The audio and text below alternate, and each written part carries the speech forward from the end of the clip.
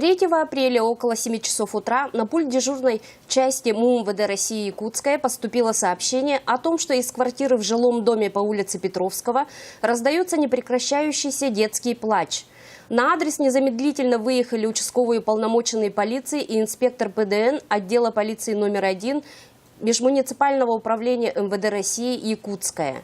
По прибытию полицейские, не достучавшись до жильцов квартиры, из которой действительно раздавался плач младенца, приняли единственно верное решение о вскрытии входной двери.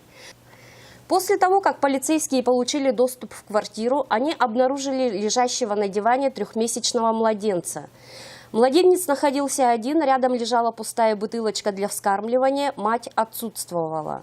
Вызванная бригада скорой помощи госпитализировала ребенка грудного возраста в инфекционное отделение детской клинической больницы. Сегодня к нам поступил ребенок.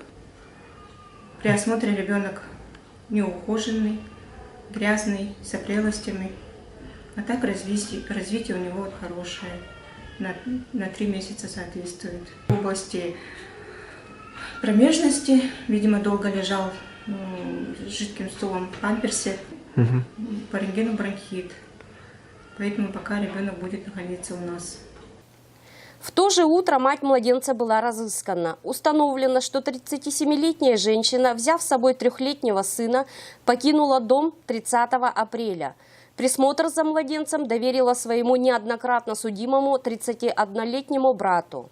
Мужчина привлекался к уголовной ответственности за умышленное причинение тяжкого вреда здоровью и угрозу убийством, который не раз привлекался к административной ответственности за появление в общественных местах в состоянии опьянения, мелкое хулиганство и нанесение побоев.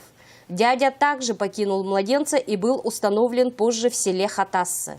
Причина, по которой женщина покинула младенца на целых 4 дня – употребление спиртных напитков. В настоящее время 3-летний сын, которому пришлось сопровождать нетрезвую мать по различным адресам 17-го квартала города Якутска, изъят и помещен в дом ребенка.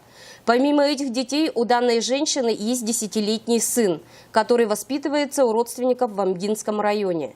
В настоящее время решается вопрос о возбуждении уголовного дела по статье 156 Уголовного кодекса Российской Федерации «Неисполнение обязанностей по воспитанию несовершеннолетнего, сопряженное с жестоким обращением».